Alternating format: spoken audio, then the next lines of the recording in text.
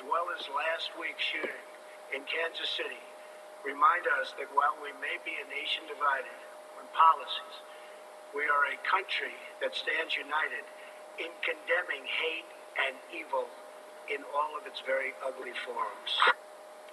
President Donald Trump last night addressed the recent vandalism at a Jewish cemetery in Wisconsin. We should point out now there's a $50,000 reward to help bring whoever is responsible to justice. More than 100 tombstones at the Mount Carmel Jewish Cemetery were desecrated, headstones broken. The FBI continuing to investigate this as a civil rights violation. A number of bomb threats made at area Jewish community centers soon followed, making life uneasy for those affected, and not just for grown-ups, but for children as well, because we all know that at Jewish community centers, so many children are there. They have dance classes, gymnastics. It's difficult. I mean, the question is, how do we talk to our children about hatred in the community? Here with the answers, Robin Axelrod Savag of Jewish Family and Children's Services of Greater Philadelphia. So good to have you with us. Thank you for having me. Hate is just such a powerful word to have to talk to our children about. How do we start? Well, I think the most important thing first is just to stay calm. Children can really pick up on it if you're anxious, if you're scared. So just really being mindful of how you're presenting, and just as calm as you can stay in that moment is really important for children. Which is difficult because how do we talk to our children about being safe when we're afraid ourselves? Exactly. So it's very calm. Just knowing, like, being aware of your emotions and just being able to stay present is really important. But how do you even explain, like, for some of the children who are at the Jewish Community Center, like, Mom, Dad, why do we have to go outside? What's going on? How do you explain the hate to them?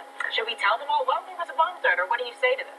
I think it's important to recognize bigotry and to name it as that in any type, whether it's gay bashing, desecrating a synagogue, a mosque, or a church, and to let children own those feelings, whatever they're having, whatever they're experiencing, to validate it, and then to let them know that there are laws in place to protect them and that the community is doing everything possible to support them and to keep them safe. You know, we spend so much time talking about inclusiveness and how we're all the same, how we should be treated equally. Is it okay to have that conversation with your child about differences, how we are different? Absolutely. And parents are the best models for that. I mean, everything's a teachable moment, and any interactions we have, I think that we can model for our children. So how do we start that conversation? I think just by being a model, by, you know, if this incidents are happening right now, having your children participate in any social action events or just asking them how they're feeling about it, validating those feelings are really important. So I was going to say, it's okay to bring real life events into the conversation and say, you know, Johnny or Susie, you may have heard about what happened at the local cemetery. Mommy or Daddy, we want to talk to you about what happened. Absolutely, and it's important to keep the age of the child in mind. So it might be a little bit different what you say to an 8-year-old, whereas what you say to an adult is a little bit different. An 8-year-old might keep to the facts, keep it simple. And for 12-year-olds, they're hearing things on social media, and they're hearing a lot of things from their friends. So you could get a little bit deeper with them. And that's the hard part. The older they are, they're seeing a lot of this stuff. They're seeing the pictures. They're hearing and looking at comments.